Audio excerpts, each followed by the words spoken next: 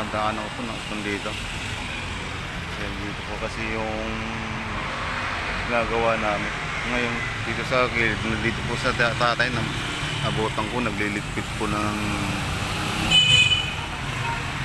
nagpukan po ng mga karton sa kilo niya po. Araw po ng 23.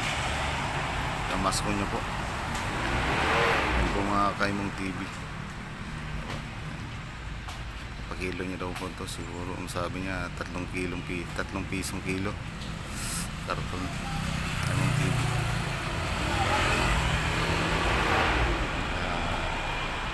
sino pong tangkalukan.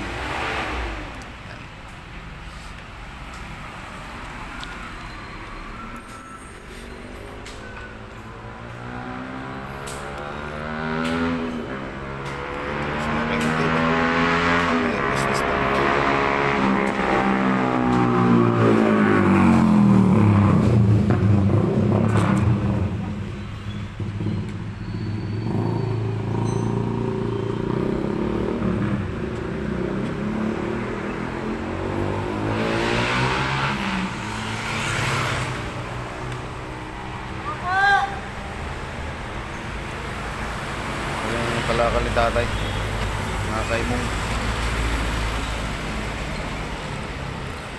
Mga ilang kilo naman lahat yan, tay? Mga binta mo? Yan, mga 12-15 ka lang. 12-15, sa halagang 3 piso. Magkano lang pala, no? 40. Hindi lang, mga 40. Oo. Ito po nga sabi ni tatay, mga Kaimong TV. Nalot po siya. Iipon niya po rito, inabangan niya dito sa mga yung mga supermarket dito kasi. Ayan o. Doon siya pumarket sa 7-Eleven. Dito may paligsahan. Si tatay. Anong pangalan niyo po, tay? Tony. Tony. Okay.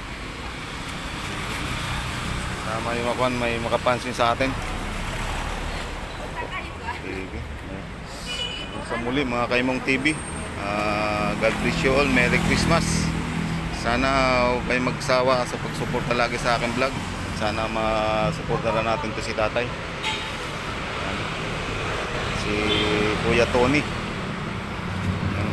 Hindi ko na muna mapagkita yung ikuan ko. Kaya abot ko kay tatay Tony kahit paano makakatulong sa kanya. Bayawan lang.